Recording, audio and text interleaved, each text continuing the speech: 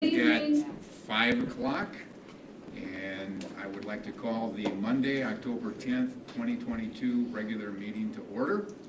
Ms. Peck, would you please call the roll? John Creasher, Pat McKee. Here. Cody Nicolai, Joanna Reyes, Here. Corey Sillers, Here. Lance Trollope, Here. Karen Vandenberg, here, Lee Webster, Here. Jim Boucher. Here. Please stand for the saying of the Pledge of Allegiance. I pledge allegiance to the flag of the United States of America and to the republic for which it stands, one nation, under God, indivisible, with liberty and justice for all.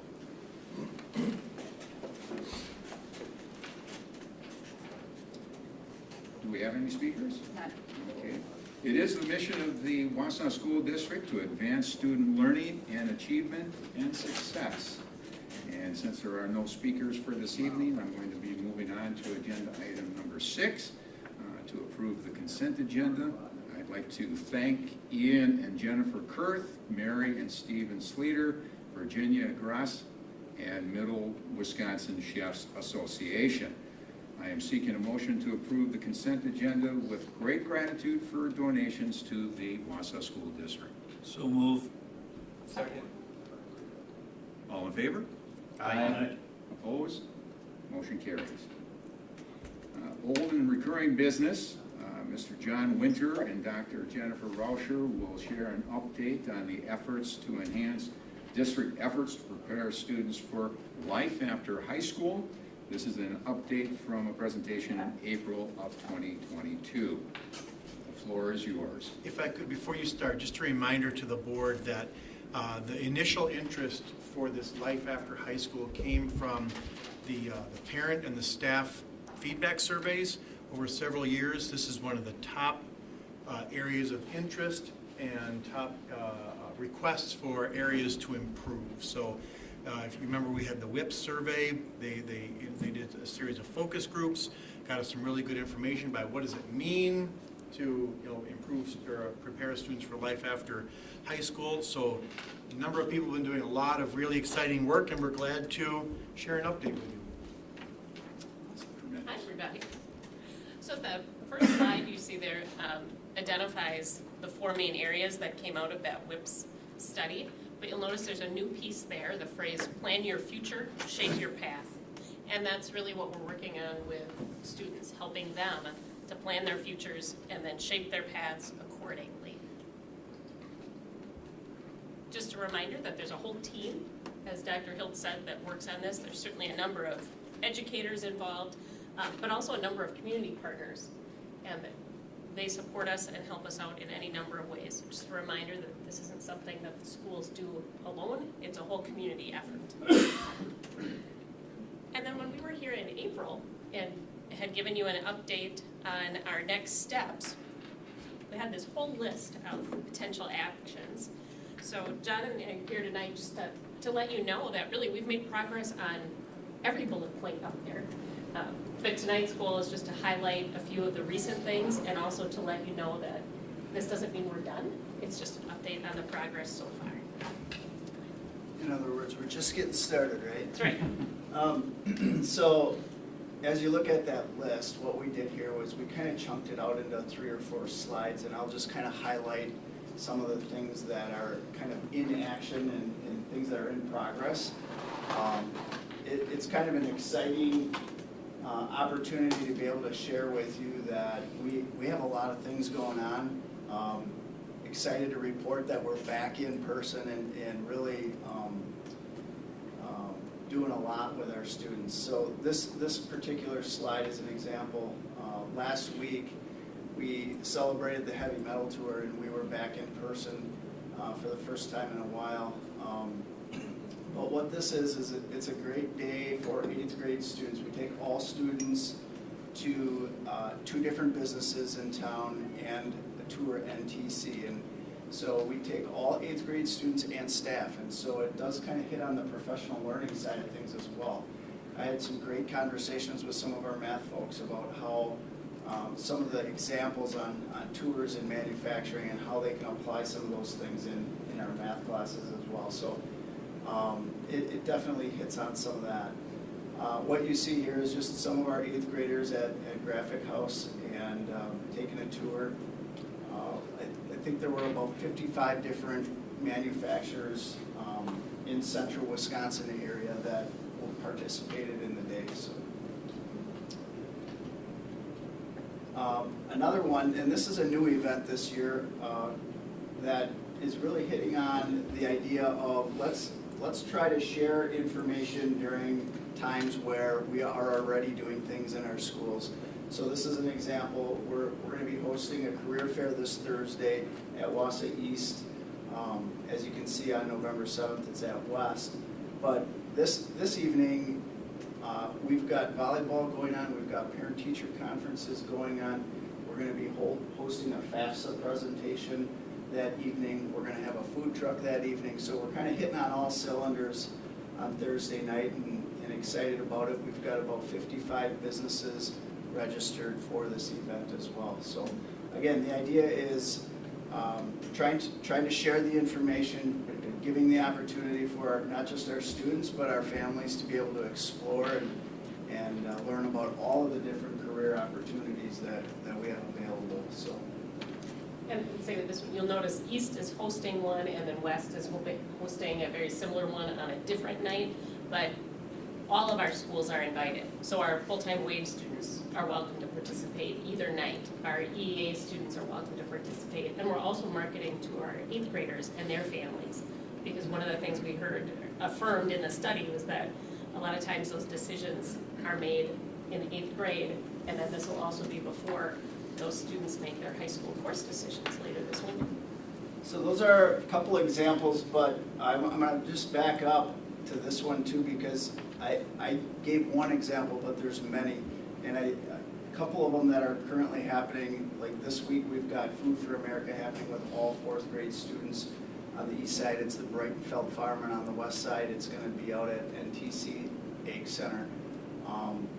We have we've got a couple other events happening. We had Green Heck Tour Days last Friday in celebration of Manufacturing Day. So just a number of things happening, which is exciting to be able to share with you. Okay, one of the things on the list too was improve the use of Zello. And if you're not familiar with Zello, Zello's our online platform for students to be able to explore careers. We've had it for a while, but one of the things that we're bringing on board is a new tool that's connected with Zello. It's called Inspire. And what Inspire is it's the opportunity for students to connect with businesses. And I put up a couple screenshots here of what it kind of looks like. But the example here is if a student were to do a search in careers and came across accounting, they would obviously get a job description and learn all things about accounting. But what's unique about Inspire is it's going to give the kids an opportunity to connect with local businesses with actual professional accountants from central Wisconsin. We're bringing it kind of to a local level. It exists on a state level. There's such a thing called Inspire Wisconsin, which I think you can also read a little bit more about in this handout here. But it's a neat feature that is going to allow us to connect both our students and our staff with local businesses. So kind of just a real quick overview. What we'll do is we'll go around and ask businesses to register for this program, and then in schools through our ACP work and through our career exploration, when students are searching around, they'll be able to connect if they want to do a job shadow, if they would like a job, if staff would like to have a guest speaker, they could go into Inspire, they could connect to a local business if there's something specific they're looking for. So kind of a neat tool we're excited about. It's brand new. When we have professional learning coming up, we're going to bring in a gal from CISA to help get us up to speed on some of it. We've had her down a few times to talk to us, but I'll be working with some of the teaching staff to kind of start onboarding this. We haven't kicked it off yet. Not everybody knows about it yet, but we're still learning about it, and this will be the year that we kind of infuse it into what we're doing. Quick question, could any organization join Inspire? Yeah, So even the ones that our board members work at, just wondering? Yes. absolutely. There is a page in the booklet that talks to you about how to get involved. Yeah. At the risk of sounding like a salesperson, it's a good year to get involved because there's a highly discounted rate first time through. Or if you are part of a nonprofit, your nonprofit organization can join at no cost. And students can still learn about the nonprofit and careers and opportunities related to that. And I was excited when I learned about it just because there's many weeks where we, we're contacted by local businesses asking how do we connect with students? What are the different avenues? And we have many tools in place already, like career centers and things like that. But this is just one more way for that to happen, which, in today's world, we know that our community needs our students and future workforce. So, curriculum updates. So I've shared a little bit with the board as far as Industry 4.0, and I'm happy to report we have our robotic arm. Right now, this is a picture of our two teachers being trained on it, but this is kind of the start of Industry 4.0 and automation and learning some of these new processes that our businesses are engaged in and sharing with us as far as the next updated curriculum and where we need to be going for the future for our students. So excited that that's happening. Regional endorsed pathways is another thing that's happening on the state level. Working with our friends from CISA 9, there's some information in this handout as well, exactly explaining what regional endorsed pathways are. But basically, it's the gold standard of pathways. So we operate in 16 different pathways, and there are certain components that you want in your pathway, things like dual credit, work-based learning opportunities, a sequence of classes, having student organizations. I'm sure there's a few things that I'm forgetting, but these are the things that on a state level, what is a gold standard pathway, and really what they're called are regionally endorsed pathways. And so the state's rolling them out like 3 at a time. Happy to report that we had all 3 of them in the first year: advanced manufacturing, patient care, and architecture and construction. And so we have that label on all of our pathways. I think the next one's coming are education and training, and the other one's slips my mind, but architecture and construction, that's the one. Thank you. I just need to look at you. And so there's been some work on dual credit, and I'll let Jennifer talk a little bit about that. Sure, and as you know, dual credit, or sometimes it's called concurrent enrollment, not new to us in the district. I just wanted you to know that we continue to meet with NTC to look at what's working, how can we improve, is there anything we want to add or adjust, and then we've been having similar conversations with UWSP and Wausau. Students can access their programs through Start College Now and through early college credit programs. But when we're talking about dual credit or concurrent enrollment, that's when our teachers are teaching the class right in our schools. So it takes out barriers like transportation or scheduling. So the others won't go away, but again, just always looking at how can we improve. And then we have to jump into the middle school academic and career planning team, we have 2 of our middle school educators who have agreed to step up and be some district leaders around academic and career planning.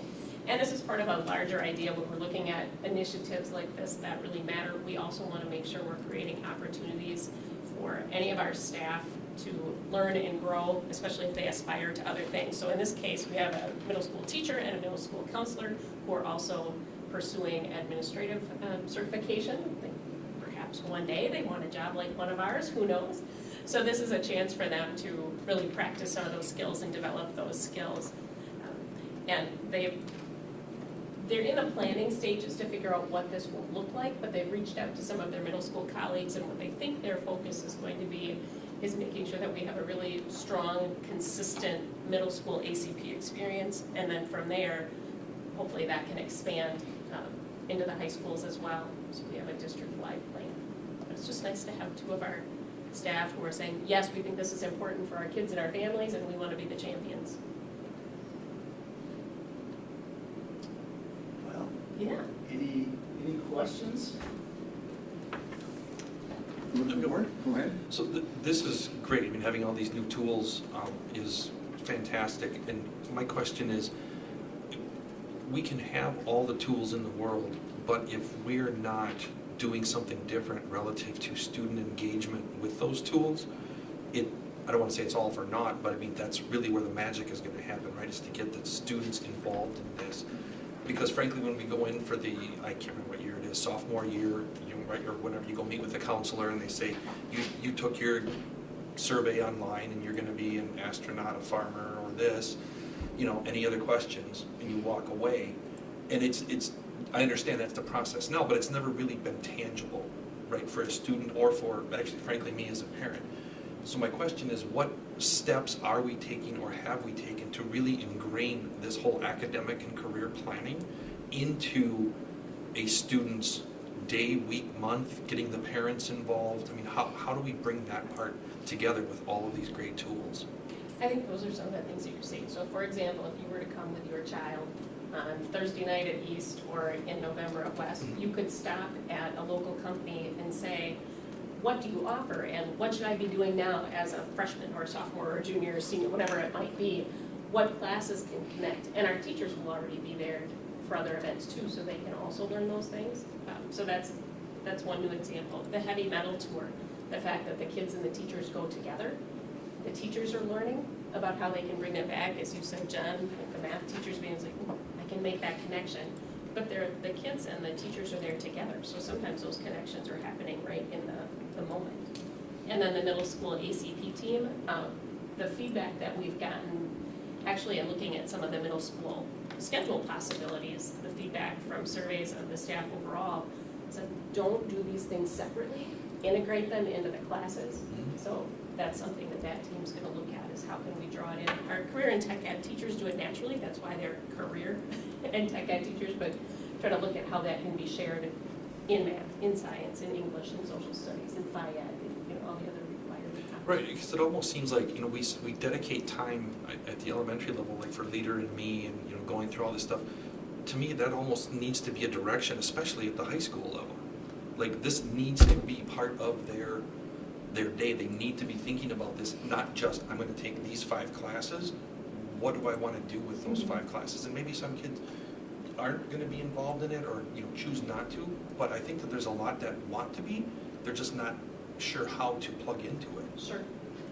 And the last couple of years with the different schedules and the different interruptions, we've gotten away from that, but we do have a sequence of academic and career planning lessons that every child goes through, starting in 6th grade and then all the way through. So sometimes it's hey, we have an extended homeroom today to do this, but we're trying to not just make it there, also have it be in the classes. Does that answer what you're getting at? Kind of. I mean, I would love to see a much more robust plan on how we're doing student engagement. I understand that it's a cart and a horse thing. You gotta have the tools first before you can plug them into it, but I guess I would just like to see us take it a step or 10 steps further. Yeah, I think we're all on the same page with that. And there are, in addition to the middle school staff, our current ACP staff, if you will, our counselors, they are working on that kind of these are our first steps, but you're right, this is a major emphasis for the district. I look forward to an update. I have one question about the dual credit and like kind of early college, start college now piece. I got a lot of questions about this, and I don't really know how to direct, like, how can people learn more about these opportunities for their, like, parents for their students and students for themselves to take advantage of this, like, Two where things do come they to mind. go I'll to start there. find You that? Yeah. tell me if this is the kind of thing you're looking for. Because or not. later in the, maybe let me tell you Sure. this first, just in the course handbook, of course, that's very clear, where you see this is a dual credit class that's being offered at your high school and taught by one of our staff. That is clear to me. It's the other opportunities that are being offered through NTC or UWSP Wausau, that with the early college now things that seem a little bit more gray to me, and I don't really know how to direct that. Right now, most of the information on Start College Now and on early college credits. So Start College Now is the technical colleges, early college credit is the UW system. There are October and March deadlines. So there's an October deadline for spring classes, there's a March deadline for fall classes. And those go out in school newsletters, those go out on, or they're on school announcements, they're on the counseling websites, the career centers put the information out, and so do the counselors. So I would say probably the immediate, if you think that's in your future, talk to your counselor, stop by the counseling office if you're a student at school and say, hey, where do I get that information again? If you're a parent at home, check the newsletters, or if you feel comfortable checking the school website and going into the school counseling section of the website, you'll find that information. Right. And then the course book is the other one I was gonna mention, but Right. okay. Go ahead.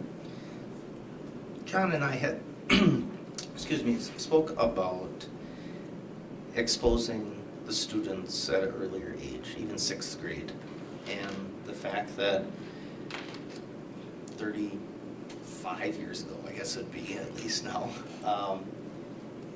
when I was at John Muir, we were required to take home ec, tech ed. You know, there were some requirements for things that were more exploratory, exposed all the students to all kinds of different fields to spark their interests. And John and I had talked about scheduling issues and how what was happening 35 years ago kind of changed direction, and how that could happen again, I guess. Because now the students get to do a little bit more of elective and rank which classes they'd like to try to get into and explore instead of being automatically exposed to things. Is the heavy metal is in 8th grade. Are we doing anything specific in 6th or 7th yet, other than, you know, like visiting the farms with, right, that's 4th grade students, and the high schoolers go out as helpers. Because there was a career packet by Governor Walker to try to give to the 6th graders to, you know, spark some of this. Is there a way to, you know, expand what you're doing, and then I guess really add what Pat is asking too? So, kind of give you a recap, like 6th grade is where we start to introduce the Zello piece to them, and they're taking interest surveys, and they're just starting to work in that Zello. We have a careers unit within it happens to be our technology applications class. Which is every 6th grader must take a class, right? Correct. Yep. So that's kind of our kickoff there in the middle school, is where they're going through some of that information. We don't have a grade level field trip per se focused on career exploration at the 6th grade. We at one point, our 6th graders would attend, I can't remember at the time if it was UWSP or NTC, but we tried to have a field trip at the technical college at UWSP as well, and then 8th grade was our heavy metal tour. So we've done some of that, I would say, but I think you mentioned a couple different things here. So, but that's just a little bit of an overview as far as like where we're at right now. We do a career exploration piece in 6th grade, and then 7th grade is more of we increase student choice at that point, and then 8th grade we increase it even more. So that's kind of the current scenario. And if I could, we've had, again, this is a major area of interest for the district, and so we've had conversations about middle school and career exploration, and I think the board is aware that we're looking at the middle school schedule. We did that analytical study of it last year, and so based on that and some other input, we're looking, and one of the questions we're asking is, should there be some more required exploration of different areas. So we're having that same conversation that you're interested in. And some of the feedback from the WIP's Life After High School study was sort of mixed. Some students and families said there should be more required exploration, and some said, no, we like the choice. With the staff survey, and then some of the work that was done by a small group of staff, middle school staff over the summer, representing both middle schools, where that group seemed to be leaning was more have to early, and then more choice later. And so I think kind of the question is, where does seventh grade fit? Is seventh grade more of a have to or more of a choice? Is there a way to combine? And some of the different scheduling options that the small summer study group looked at, that's one of the factors of how many like allied courses could fit in a student's day. Right, with the current schedule right now, there's 2. With some of the what-if schedules, there could be as many as 3. And ultimately, it's a balancing game of all the things we could do, how do we prioritize? But definitely an interest of staff and families. Any questions? Tremendous that you're here giving this to us, and we live with acronyms in education, and it's a good idea that we have more of these presentations by you to come and let the board know, because I know a lot of people in the community will ask, well, whatever happened to the years when people would leave for work from school and all of that? You know, and we talk about the fact that we have youth apprenticeship, we have CTE, career technical education, the academic and career planning, but those things need to be advertised, I believe, kind of like what we're hearing here, is that we're not advertising it enough. And I know, dealing with my own grandson, about, have you gone to your counselor? Have you talked about your plan for the future? Have you talked about career cruising, which I keep on calling career cruising, which is now Zello, which is something that was introduced at the elementary level that would continue in the middle school and the high school.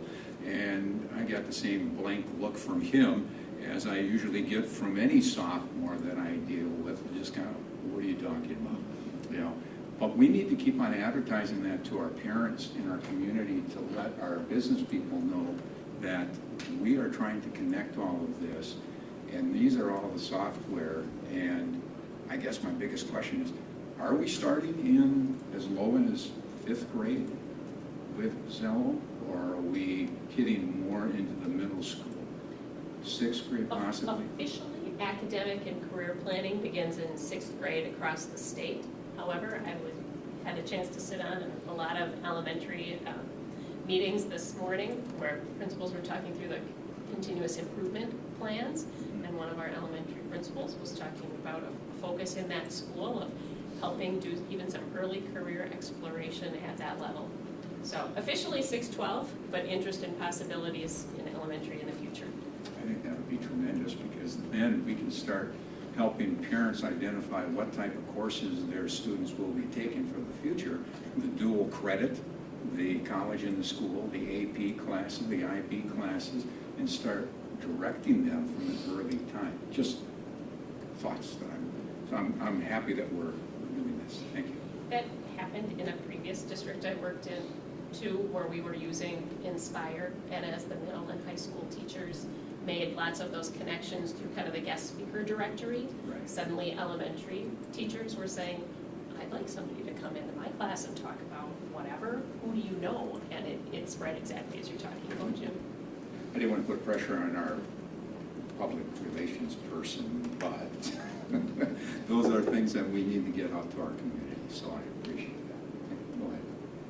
I just want to quote on what you said. I think that at the elementary level, there's certainly, because of the nature of the relationship between the teacher and the kids, you can pick up a real sense about where their interests are lying and where and start some of those initial things. And I really appreciate what you said, Jim.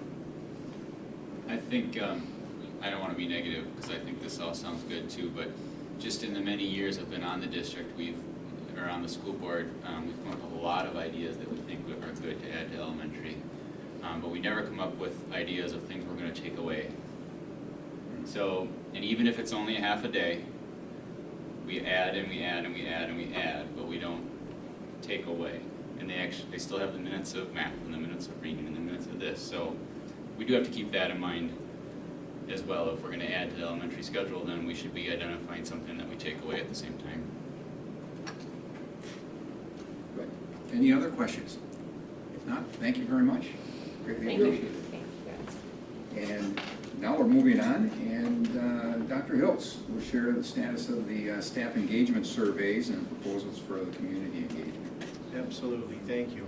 So yeah, just a brief update. You can go ahead, Cassie. Just a reminder that for those people who are watching, I know the board's very aware of this. This conversation around restructuring started with concerns about different experiences across our district. Different student experiences, staff experiences, family experiences, so that's the beginning of this conversation.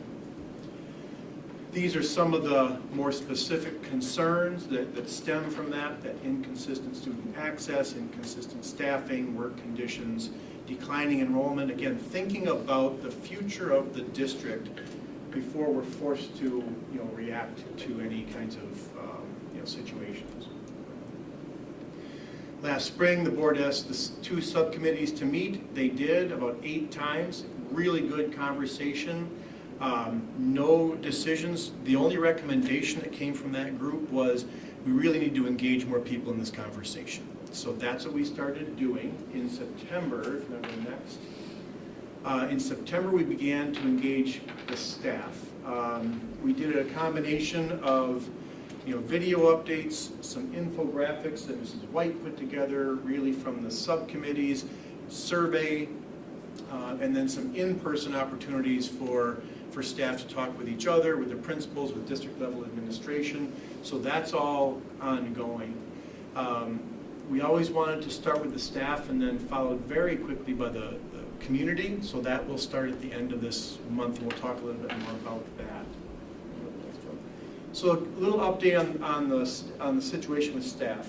These are just a few quantitative measures from the staff.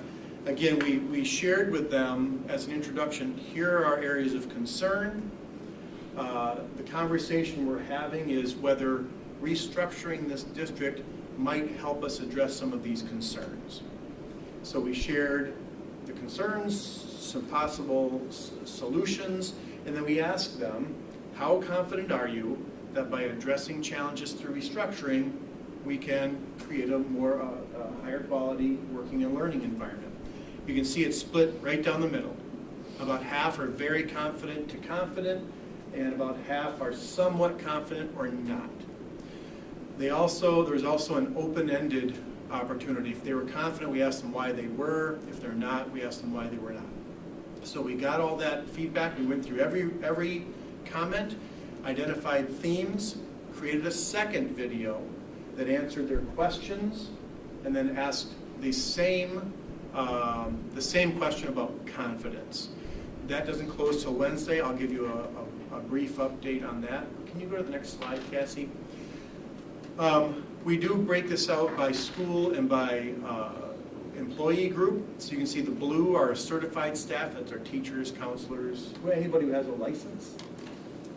Green are support staff. Purple are administrators. So you can see while the numbers are balanced, that somewhat confident seems to have garnered the most interest. Next. The other thing we wanted to know from our staff is, do they believe this is important? We talked about how different people experience these challenges differently. So we were glad to see that people take this very seriously. If you go to the next one, Cassie, here's the bar graph again. You can see most of the staff say this is either very important or important, the fact that we address these issues. So they think it's important. They have some level of confidence that restructuring could have an impact, but again, it's split about 50-50.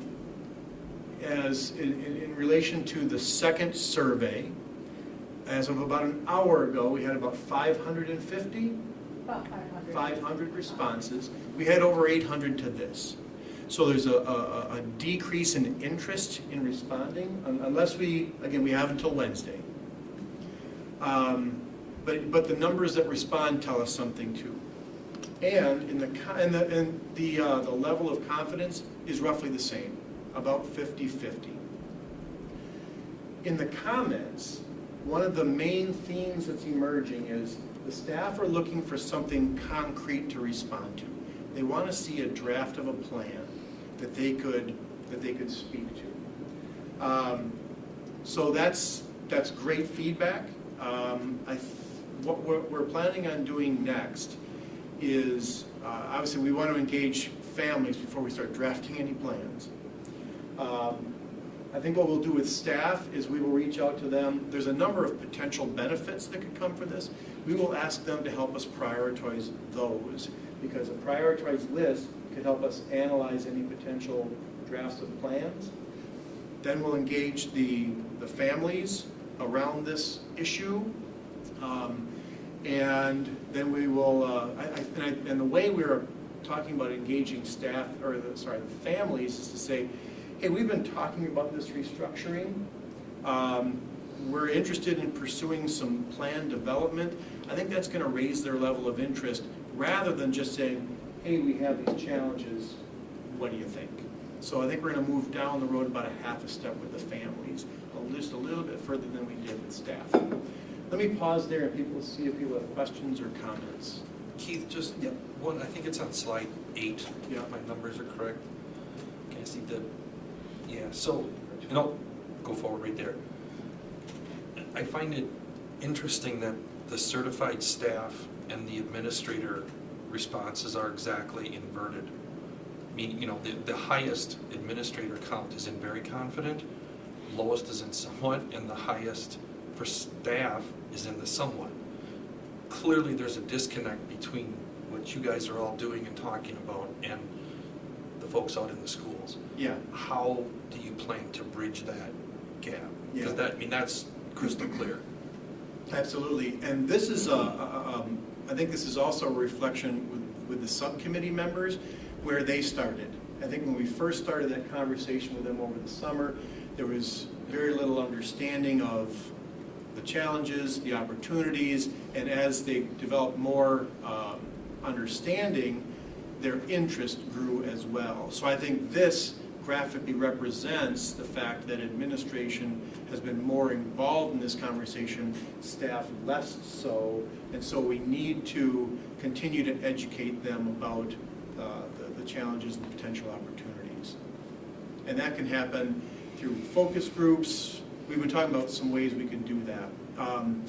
It seems that a concrete focus on some kind of a draft of a plan might be the way to, if we start talking about, for instance, we've talked about merging high schools. If we start talking about that and, potential schedules, potential, student access to programs, potential financial, whatever the topics may be, that's going to instantly engage people and also give us an opportunity to educate. Okay. Because ideally, forget about the actual number in each of the responses, just the percent of totals. I think we should be closer to flat, right? You're going to add families in there too? Yes. Just to make sure that we have some consensus across the groups. Yeah, the early returns on the second survey did shift this to the left a little bit, which is what we're hoping to see, some progress. That's why we asked the same question. But I don't, what we're hearing from staff is, I really don't know how to answer this until I see something concrete. Thank you. Yeah, you're welcome, thanks. Just a comment about that. I can totally appreciate why the staff feels that way. Yeah. I felt that way even being a part of the subcommittee meetings. And yet, I say this to those who are listening, it was really important to those who are on the subcommittees that we didn't develop a plan without first speaking to them. Right. And so I can totally appreciate the difficulty in saying, oh, I'm confident in what, and so it's a little bit tricky. And yet, it makes sense that we need to kind of now take another step and move forward and say, these are some of the different things that rose to the top as potential options. Now we want your feedback there. Because it is really difficult for anyone to respond about how confident they are in a nebulous idea of restructuring. Yes. And yet the purpose of that was well intended, so there was no, here's the plan we've decided without hearing from you, so. Yeah, absolutely, yeah, we wanted to start from the ground floor. So, just that comment. Yeah, I think, as you said, coming up next with a bit of a plan so that we have something to discuss, also so staff have something to see is a good idea. I also think continuing to address questions head-on, like you have so far, is great. Just two of the examples that you used in the second video, I think was a good idea. So I don't remember both. One of the questions was also a common question in the committee meetings over the summer was, well, if we were to restructure our elementary schools and have larger elementary schools, does that mean larger class sizes? Or even sometimes people would say that means larger class sizes. So I think just like the community members didn't know that does not mean larger class sizes, some of the staff didn't either. So I think it's great for you just to say, here's one of the questions, and no, it doesn't mean larger class sizes. It means more consistent class sizes, but not larger. So I think when big issues like that come up, it's important just to address them, just like you did. I think that video was great, and we just have to keep that in mind when there's other issues, and we'll probably have to answer that same exact question to the community as well, because people for some reason think a larger school means bigger class sizes. It means more classrooms, but Yeah. not bigger class sizes. So that's important just to keep hitting those two. Thank you. I think there's one more slide, Cassie, am I right? Oh, yeah, so we will start community engagement again with an informational video so everybody has access to it. We'll just take our initial feedback, and we want to fairly quickly, I think, move to some in-person opportunities, similar to what we did with the referendum. Let's have an open meeting where anybody can come. We can do it on Facebook Live or whatever, so people can have virtual access as well. It was nice to hear, in addition to the subcommittee meeting last week, we also had a community partner meeting, and many of them are willing to help us engage with the community in this conversation. I think people would love to hear from our staff, our principals, some community members, possibly from that subcommittee who are pretty knowledgeable at this point. So we are finishing up our designing that process right now. Is that the last slide? Yeah, and then obviously we talk about how decisions will be made in terms of this. Is that the last one? Oh, sorry. So just kind of forecasting. If staff and community feedback supports a plan development or what, then we'd have to create a proposal first, which would identify schools.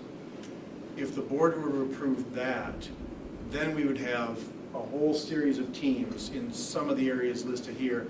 That would likely include dozens, if not hundreds of people over many months to try and create this plan. So before we would engage in that level of detail, an actual implementation plan, we would hope that the board could say, yep, these are the schools that we want to take some action around before we would go down that step. That's a little ways out yet. We, as you saw in the data, we have some more conversations to have.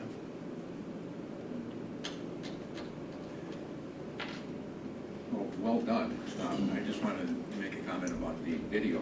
I would hope that a lot of people, a lot of staff members would look at those videos and appreciate the fact that you're trying to answer questions that the community has in answering those within those videos. And if we can continue to get that information out so people know where to go to get that video and pick up on it, because there's probably a lot of staff members that haven't seen it yet, the second one, or maybe even the first one, and those are archived, I believe, and I think we need to direct people to those videos, because a lot of questions are answered in that video, so it was very well done. I appreciated that.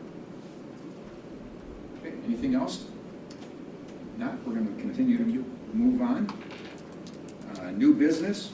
At the September Education Operations Committee meeting, administration share the current status of the search for a safety and security firm. Included in the presentation was a recommendation to the committee to move a specific firm forward in the process, as well as the methods used to form this recommendation. Do you have any more additions to that, or not? No, nothing to add. Hoping we can move forward with this tonight. Mr. Bushman, anything? Okay. If not, I'm seeking a motion to approve the Wausau School District to enter into an agreement with National School Safety and Security Services to conduct a comprehensive school safety and security assessment during the 2022-2023 school year for the cost of $62,750. So moved. Second. Any further questions? If not, all in favor? Aye. Opposed? Motion carries. Wausau School District app. At the September Education Operations Committee meeting, Ms. Diana White provided an update to the board on the progress of the Wausau School District mobile app. Anything to add to what you had given us at that time? Nothing to add, just would remind people to download it. And I would back that and second that and vote yes, it's a good app. I appreciate it already. I've been on it many times. I would encourage a lot of people to use that on their smartphones. It does direct you back to the website very smoothly, and it's easy to handle. So thank you very much. Appreciate that. If anyone on the board would like to share any professional growth and development for the month that we just went through, here's an opportunity. I was just going to share that I was a part of the WASB Policy and Resolutions Committee meeting this past weekend in Madison. So there is a committee that has representatives from regions all over the state. There's 32 members now on this state committee for the Wisconsin Association of School Boards. Anyways, we all came together and discussed 29 resolutions that were submitted by different school boards all over the state, and then discuss whether those need to advance forward to the full assembly for conversation and move forward. So it was a great conversation and very helpful. We'll meet again in November. Some of those move forward, some will not. Then we'll kind of reevaluate again in November. And then all those that pass those resolutions in the November meeting will come to the full assembly in January. So it's good. I would like to say I greatly appreciate the fact that you're on the committee and you're representing not only Wausau, but you're representing Region 5 in the Wisconsin Association of School Boards. So thank you. Continuing on, if there is nothing else from our board members, I'm going to move to Mr. Webster and give us a legislative liaison update. Certainly, thank you. Just because the legislature is in session doesn't mean that things aren't happening. And obviously, one of the big ones is that various groups, including the DPI, are putting together budgets that are going to be sent eventually to the governor and to the legislature. And DPI submitted a $2.5 billion state budget request for schools. And this, whatever happens with this budget, this sets the marker for the next governor that he will be working on or she will be working on in preparing the budget for early next year. WASB as a group commended the state superintendent for her concern for investment in local schools and particularly special education. That all points to the fact that we're going to be looking forward to on November 8th casting votes for whoever will be our next governor, and there are some significant differences in policies that they have. For your information, coming up on Thursday, November 10th, at CISA, there's going to be a WASB advocacy workshop. It's a hands-on workshop around connecting with legislators. It's in the evening from 6:30 to 8. If you want to register and attend in person, or online. Cassie can make those arrangements for you. If you're in person, there will be a 6 p.m. dinner that will be included. These workshops are incredibly interesting in terms of providing you information about how-tos and specific ways to go about approaching legislators or their staff if there are issues that are coming up that are going to directly affect us. Registration fee is $120 for in-person, $65 for the online, and Cassie will be more than happy to make arrangements for your registration if you're interested in attending. Thank you. That's all I have for tonight. Thank you very much, Mr. Webster. Dr. Hiltz, any final comments? Yes, please.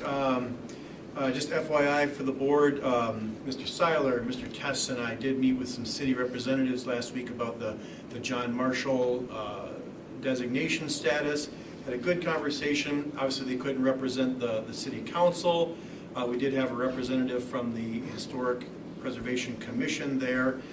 So tomorrow is the city council. It's on the agenda for the city council meeting.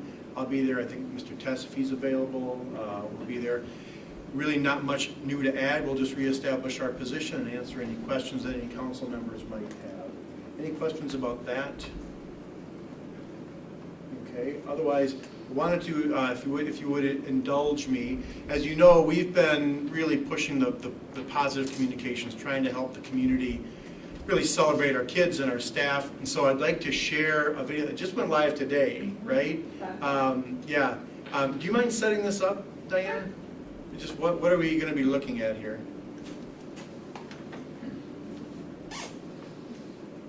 I'd be happy to. Thank you, Dr. Hilt. So on Friday, first of all, we have a lot of amazing traditions within our schools. And this one in particular, though, may be one of the coolest. So as part of homecoming, I learned from Karen that they do something called the running of the homecoming football at Wausau West. So on Friday, the cross-country team ran to 10 different schools on the west side of town with the homecoming football.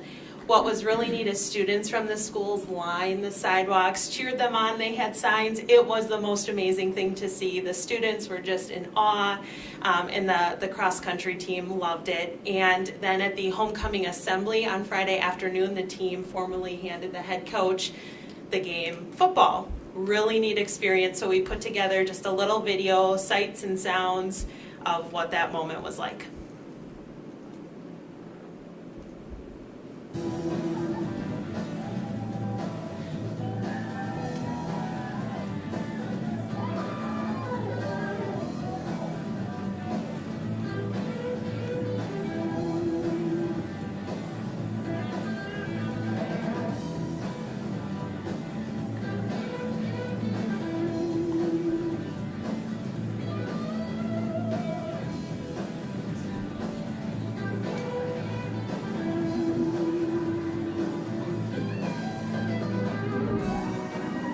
This is the team, correct? Yes, to team.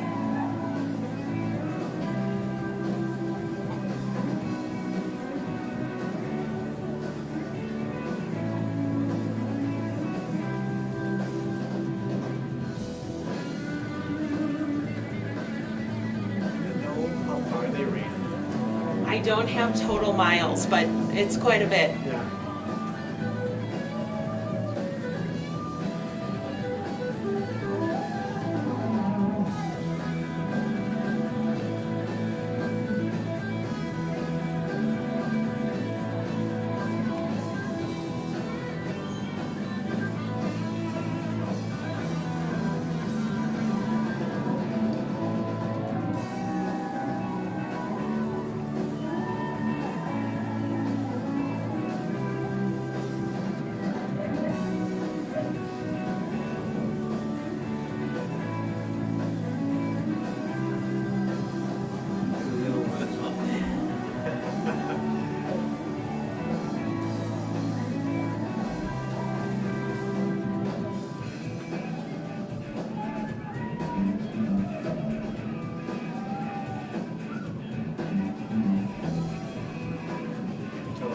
community and pride and so much fun.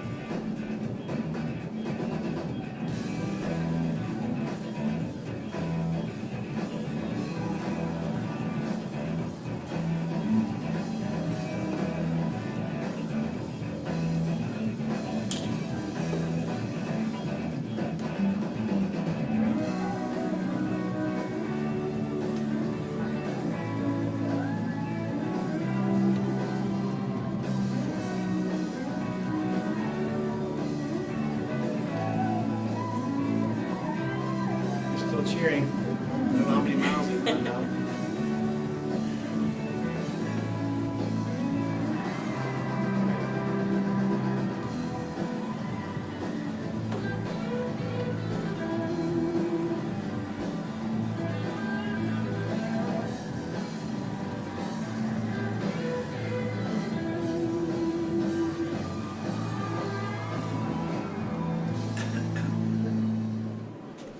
That's the end. So just another example of a lot of the cool things that are going on in the district. Thought you might like to have a few minutes to see that, so thank you. And I would say stay tuned because the homecoming assembly was pretty awesome to witness as well. So I'll put together another video just focused on that, and that'll be posted on our social media later this week. Thank you. We all love videos. Absolutely. It's there for life then. Yeah. Appreciate that. Thank you very much. I don't have anything else to add, but I would ask that the written board member liaison district activity report be entered into the official record. Put that in there. And with that, I'm seeking a motion to adjourn. So moved. Second. All in favor? Aye. Opposed? Motion carries. Thank you very much, everybody.